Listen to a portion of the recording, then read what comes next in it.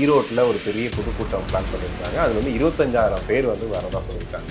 செங்கோட்டையன் உள்ளே போனதுக்கப்புறம் தொடர்ந்து இந்த வேலையில் ஈடுபட்டுட்டே இருக்காரு. இல்லை அப்படியும் எடுத்துக்கலாம். எல்லாத்துக்கும் மேலே பார்த்தீங்கன்னா ஈரோட்டில் வந்து கூட்டம் நடத்தணுங்கிறது இவங்களுடைய நிகழ்ச்சியில் வந்து அதுவும் இருந்தது. ஸோ இப்போ செங்கோட்டையன் வந்ததால் இப்போ அவருக்கு ஏற்கனவே அரசியல் அனுபவம் இருக்குது. அதனால என்னன்னு கேட்டால் நம்ம எந்த பிரச்சனையும் இல்லாமல் செங்கோட்டையனுடைய மேற்பார்வையில் அந்த கூட்டத்தை நடத்திட முடியும்னு விஜய்க்கு ஏற்பட்ட நம்பிக்கையினுடைய வெளிப்பாடு தான். ஈரோட்டில் பண்ணுவோம். ஆமாம், ஈரோட்டில் போனப்போ நீங்கள் சொன்ன மாதிரி ரெண்டு விஷயம். ஒன்று, தாவேக்காவுக்கு ஏற்கனவே அப்படி ஒரு திட்டம் இருந்தது. செங்கோட்டையன் வந்த பிறகு அது செங்கோட்டையனுடைய மேற்பார்வையில் அல்லது தலைமையில் அந்த கூட்டம் நடக்கிறதா எடுத்துக்கலாம். செங்கோட்டையனுடைய பாயிண்ட் ஆஃப் என்ன அப்படின்னா, இங்கே பாருங்க விஜய் வச்சு நான் எவ்வளோ பெரிய கூட்டத்தை காட்டுறேன் பாருங்கிறது இப்போ அவருக்கு உள்ளுக்குள்ள இருக்கிற ஒரு அஜெண்டாவாக இருக்கும். பட் அதே நேரம் விஜய் வந்தால் லட்சக்கணக்கில் மக்கள் கூடுவாங்க. நீங்கள் 75,000, 50,000, 25,000 அப்படிங்கிறதே மிக மிக குறைவான ஒரு எண்ணிக்கை. அதனால் இந்த கூட்டத்தை வச்சு பார்த்தீங்களா இதுதான் என்னுடைய பலம்னு காட்ட வேண்டிய அவசியம் இல்லை. ஏன்னா நிஜமாக கூடுகிற கூட்டத்தில் வந்து ஒரு என்ன சொல்கிறது ஒரு பகுதி தான் இது. அப்படி தான் அதை எடுத்துக்க முடியும்.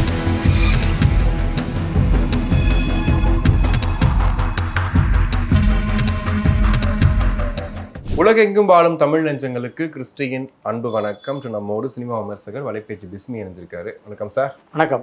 ஈரோட்டில் ஒரு பெரிய பொதுக்கூட்டம் பிளான் பண்ணியிருக்காங்க. அதில் வந்து 25,000 பேர் வந்து வரதா சொல்லியிருக்காங்க. செங்கோட்டையன் உள்ளே போனதுக்கப்புறம் தொடர்ந்து இந்த வேலையில் ஈடுபட்டுட்டே இருக்காரு. அன்னைக்கு போய் பெர்மிஷன் கேட்கறதா இருக்கட்டும், இடம் சூஸ் பண்ணுறது எல்லாத்துலேயுமே ரொம்ப பரபரப்பாக இயங்கிட்டு இருக்காரு. வெளியே அனுப்பிட்டீங்கல்ல, இப்போ நான் ஆட்டத்தை ஆடுறேன் அப்படின்னு ஆடுறாரா? இல்லை அப்படியும் எடுத்துக்கலாம். எல்லாத்துக்கும் மேலே பார்த்தீங்கன்னா ஈரோட்டில் வந்து கூட்டம் நடத்தணுங்கிறது இவங்களுடைய இதில் இருந்தது, நிகழ்ச்சியில் வந்து அதுவும் இருந்தது. ஸோ இப்போ செங்கோட்டையன் வந்ததால் இப்போ அவருக்கு ஏற்கனவே அரசியல் அனுபவம் இருக்குது.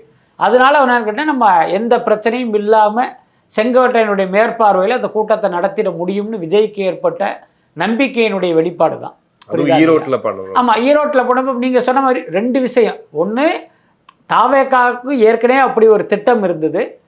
செங்கோட்டையன் வந்த பிறகு அது செங்கோட்டையனுடைய மேற்பார்வையில் அல்லது தலைமையில் அந்த கூட்டம் நடக்கிறதா எடுத்துக்கலாம். செங்கோட்டையனுடைய பாயிண்ட் ஆஃப் என்ன அப்படின்னா, இங்கே பாருங்கள் விஜய் வச்சு நான் எவ்வளோ பெரிய கூட்டத்தை காட்டுறேன் பாருங்கிறது இப்போ அவருக்கு உள்ளுக்குள்ள இருக்கிற ஒரு அஜெண்டாவாக இருக்கும். பட் அதே நேரம் விஜய் வந்தால் லட்சக்கணக்கில் மக்கள் கூடுவாங்க. நீங்கள் 75,000, 50,000, 25,000 அப்படிங்கிறதே மிக மிக குறைவான ஒரு எண்ணிக்கை. அதனால் இந்த கூட்டத்தை வச்சு பார்த்தீங்களா இதுதான் என்னுடைய பலம்னு காட்ட வேண்டிய அவசியம் இல்லை. ஏன்னா நிஜமாக கூடுகிற கூட்டத்தில் வந்து ஒரு என்ன சொல்கிறது ஒரு பகுதி தான் இது. அப்படி தான் அதை எடுத்துக்க முடியும். ஏகப்பட்ட நிபந்தனைகள். அன்னைக்கு கூட ஈரோட்டில் ஒரு கூட்டத்துக்கு செங்கோட்டையன் வந்து அனுமதி கேட்டிருக்காரு. 84 நிபந்தனைகள் விதிச்சாங்களாம். அதில் முக்கியமாக பார்த்தீங்கன்னா யார் யாரெல்லாம் வர்றாங்கங்கிற ஒரு விவரம் கேட்டிருக்காங்க. இன்னாரெல்லாம் கலந்துக்கிறாங்கன்னு. நீங்கள் யோசிச்சு 25,000 பேருடைய டீட்டெயில் நீங்கள் போய் கொடுக்க முடியுமா? அடுத்து ஒரு அரசியல் கட்சியினுடைய கூட்டம் நடக்கும்போது இவர் தான் வருவார்னு உங்களால் உறுதியாக சொல்ல முடியுமா? விஜய் வருவார்னு சொல்லலாம், ஆதவ அர்ஜுனா வருவாருங்கிறத சொல்லலாம். 25,000 பேரை எந்த விவரத்தை கொடுக்க முடியும்? அப்போ இதன் மூலமே நீங்கள் புரிஞ்சுக்கலாம் விஜயினுடைய இந்த அரசியல் பயணத்தை முடக்குவதற்கு இந்த கரூர் சம்பவத்தை இவங்க ஒரு ட்ரம்ப் கார்டாக யூஸ் பண்ணுறாங்க அப்படிங்கிறது ரொம்ப வெளிப்படையாக தெரிந்த உண்மை தான். அதனால் இன்றைக்கி இவர் என்ன பண்ணார் அப்படின்னா, சார் இங்கே தானே என்னை நடத்த விட மாட்டேன்றீங்க, நான் இன்னொரு மாநிலத்தில் அதை நான் வெற்றிகரமாக நடத்தி காட்டுறேன்னு தான் பாண்டிச்சேரியை தேர்ந்தெடுத்தது.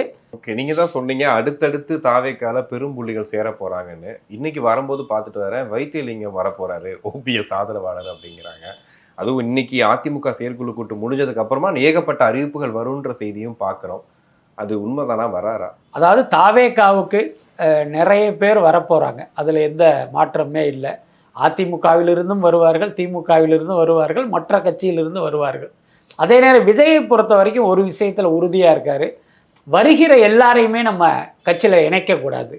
அவங்களுடைய ட்ராக் ரெக்கார்டு என்ன, இவர்கள் பொது வாழ்க்கையில் எப்படிப்பட்டவர்கள் அப்படிங்கிற விஷயங்களை எல்லாம் அலசி ஆராய்ந்து தான் நம்ம கட்சியில் சேர்த்துக்கணும். முக்கியமாக அந்த பதவியெல்லாம் அந்த அடிப்படையில் கொடுக்கணுங்கிறதுல அவர் உறுதியாக இருக்கார். அதனால் நிறைய அப்ளிகேஷன்ஸ் இருக்குது. ஏன்னா அவர் எல்லாத்தையுமே வந்து அக்செப்ட் பண்ணலை. அதுக்கு அடுத்து விஜய் கட்சிக்கு வருகிறவருடைய எதிர்பார்ப்பு என்னவாக இருக்குது அப்படின்னா, நேராக போகணும், அந்த தாவேக்கா ஆஃபீஸுடைய கதவு திறக்கும், நேராக விஜய் முன்னால் போய் கால் மேலே கால் போட்டு உட்காந்து இது மாதிரி நான் உங்கள் கட்சிக்கு வர்றேன், எனக்கு என்ன பதவி தர்றீங்க அப்படின்னு கண்டிஷன் போட்டு அந்த கட்சியில் சேர்ந்துருவோன்ட்டு நிறைய பேர் காத்துக்கிட்டு இருக்காங்க. பட் அது சாத்தியம் இல்லை. நீங்கள் எந்த கட்சியில் சேருவதாக இருந்தாலும் 2ஆம் கட்ட 3ஆம் கட்ட தலைவர்களோட பேசி என்ன அதுக்கு நீங்கள் எல்லாமே ஓகே ஆனதற்கு பிறகு தான் நீங்கள் அந்த தலைவரையே பார்த்து அவர் கையால் அந்த உறுப்பினர் கார்டை வாங்க முடியும். அதுதான் நடைமுறை. இப்போ சமீபத்தில் பார்த்தீங்கன்னா அதிமுகவில் இருந்த மனோஜ் பாண்டியன் வந்து திமுகவுக்கு வர்றாரு. அவர் எடுத்தவொடனே ஸ்டாலின்கிட்ட போய் கண்டிஷன் போட்டா சேர்ந்தார். அந்த பகுதியில் இருக்கிற திமுக நிர்வாகிகள்கிட்ட பேசி ஓகே வாங்கிட்டு அதுக்கப்புறம் போய் ஸ்டாலினை சந்திக்கிறார். ஸோ அந்த மாதிரி நடைமுறையில் தான் தாவேகா கட்சிக்கு வர முடியும். அதனால் அந்த மாதிரியும் பல பேர் வந்து கியூவில் இருக்காங்க. விரைவில் நம்ம பார்க்கலாம். வைத்தியலிங்கம் உட்பட அவரும் வந்து எல்லாருமே வருவாங்க. ஓகே இந்த தற்கூரிங்கிறத தாண்டி வந்து அதுக்கு ஒரு ஆள் வேற போட்டிருக்காங்க அப்படிங்கிறது. இன்னொன்று வந்துட்டு இவர் நாஞ்சில் சம்பத் கொஞ்ச நாள் முன்னாடி பேசின வீடியோ, விஜய் தற்கூரி தவக்கலைன்னு சொன்ன வீடியோலாம் இப்போ ட்ரெண்டாகவும் பார்த்துட்டு இருக்காங்க. ஸோ இதை எப்படி சார் எடுத்துக்கிறது? ஏன்னா கொள்கை கோட்பாடெல்லாம் தாண்டி இதையும் பேசுகிறாங்கல்ல. ஏங்க அரசியல்வாதிகள் இன்னைக்கு ஒரு கட்சியில் இருப்பாங்க என்ன, அப்போ வந்து இந்த எதிர்கட்சியை திட்டுவாங்க, நாளைக்கு அந்த கட்சியிலேயே போய் சேருவாங்க. அதுக்கு நிறைய உதாரணங்கள் இருக்கே. நாம் தமிழர் கட்சியில் இருந்த ராஜீவ்காந்தி நாம் தமிழர் கட்சியில் இருக்கும்போது கருணாநிதியையும் கருணாநிதி குடும்பத்தையும் ரொம்ப கேவலமாக பேசியிருக்காரு. இன்றைக்கி எப்படி சீமான் கேவலமாக பேசுகிறாரோ அந்த மாதிரி அவர் பேசியிருக்காரு. கால சூழலில் பார்த்தீங்கன்னா இன்றைக்கி அவரே போய் திமுகவில் உட்காந்துருக்காரு. நாம் தமிழரில் இருக்கும்போது சீமானை தலையில் வச்சு கொண்டாடினார். இன்றைக்கி திமுகவில் உட்காந்துட்டு சீமானை வந்து கழுவி ஊற்றிக்கிட்டு இருக்காரு. அதே மாதிரி கல்யாண சுந்தரம் அவர் அதிமுகவையும் ஜெயலலிதாவையும் கடுமையாக விமர்சனம் பண்ணார். இன்றைக்கி அதிமுகவில் உட்காந்துக்கிட்டு சீமானை திட்டிக்கிட்டு இருக்காரு. அதே மாதிரி பல கட்சிகளிலும் இது நடந்திருக்குல்ல. அதனால் இது ஒரு பெரிய விஷயமே இல்லை. இன்னொன்று நாஞ்சில் சம்பத் உங்களுக்கு தெரியும், அதிமுகவில் இருக்கும்போது திமுகவை கடுமையாக விமர்சனம் பண்ணார். அப்புறம் ஒரு கட்டத்தில் பார்த்தீங்கன்னா உதயநிதியையே ஆதரிக்கிற மாதிரியெல்லாம் அவர் பேசியிருக்காரு. அதனால் இது வந்து நிரந்தரமானதெல்லாம் கிடையாது. அதுக்கடுத்து ஒரு அரசியல்வாதிகளுடைய பேச்சு வந்து நீங்கள் ஏன் வேத வாக்கா எடுத்துக்கிறீங்க?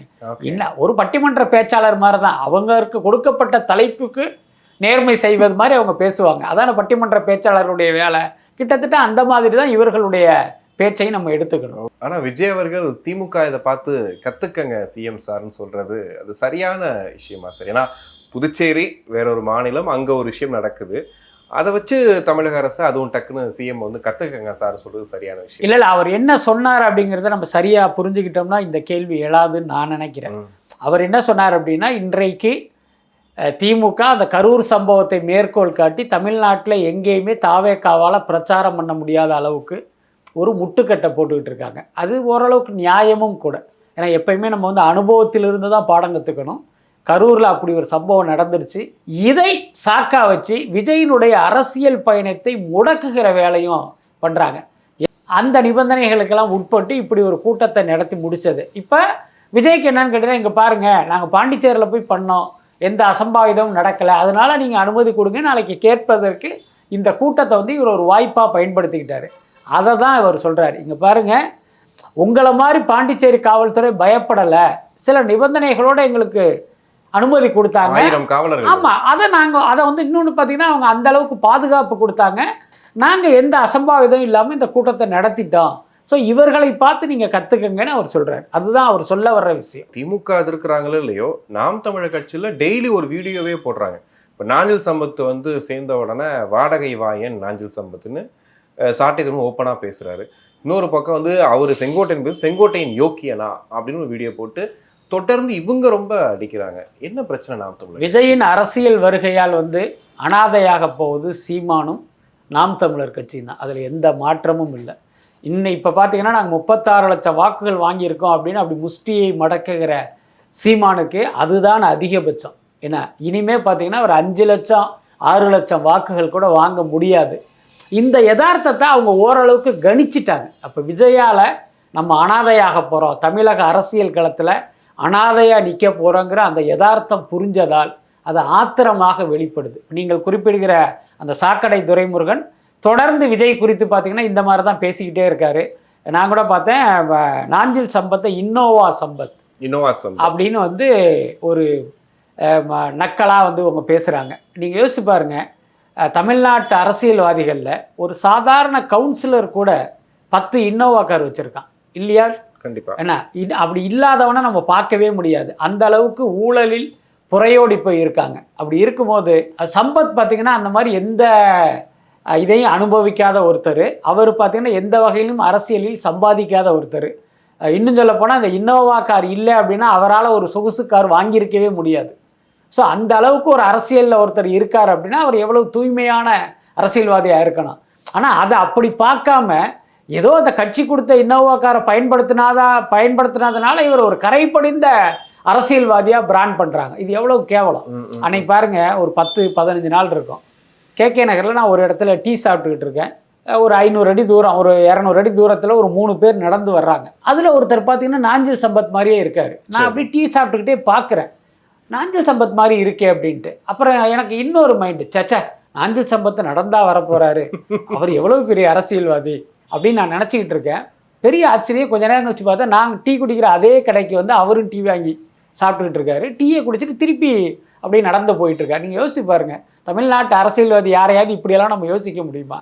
ஸோ இந்த மாதிரி அரசியலில் இப்படி இருப்பவர்களை கூட இவங்க கிண்டல் பண்ணுறாங்க அப்படின்னா என்ன காரணம்? ஸோ இப்போ நாஞ்சில் சம்பத் தாவேக்காவுக்கு போனால் தாவேக்காவுக்கு அது ஒரு பெரிய ப்ளஸ்ஸு. ரொம்ப வெளிப்படையாக சொல்லணும்னா தாவேக்காவில் ராஜ்மோகன் தவிர வேற யாரும் ஒரு பெரிய பேச்சாளர்கள் கிடையாது. அப்போ நாஞ்சில் சம்பத்துங்கிறது அந்த கட்சிக்கு கிடைத்த ஒரு மிகப்பெரிய கொடை. அப்போ அவர் கூட்டத்தில் போய் பேச ஆரம்பித்தா அதுவும் கூட அந்த கட்சிக்கு கூடுதல் வாக்குகளை கொடுக்கும். எல்லாத்துக்கும் மேலே சீமானை வந்து அறுத்து தொங்க போடுறதுல ஒரு சரியான ஆள். ஸோ இந்த காழ்ப்புணர்ச்சியில் தான் அவர் குறித்தெல்லாம் இவங்க ரொம்ப மோசமாக விமர்சனம் பண்ணிக்கிட்டு. கண்டிப்பாக சார், நிறைய விஷயங்கள் பேசணும். நன்றி. நன்றி.